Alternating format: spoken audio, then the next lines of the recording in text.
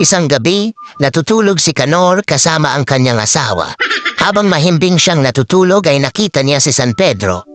Welcome dito sa langit. Teka, patay na ba ako? Tanong ni Canor.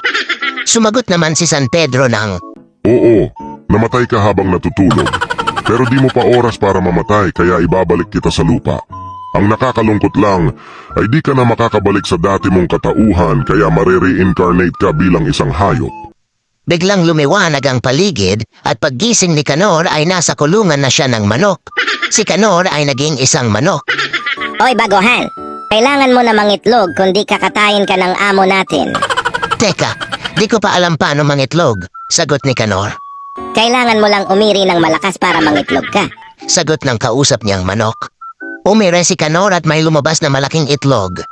Wow, ang laki ng itlog mo. Iri ka pa ulit, may lalabas pa yan.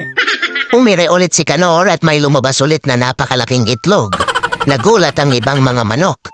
Wow, sobrang laki talaga ng mga itlog mo. Sige pa, umiri ka pa, may lalabas pa yan. Umire ulit ng malakas si Canor at nagising siya sa suntok at sampal. Walang hiya ka, Canor. Kadiri ka. Ba't ka tumatay sa kama?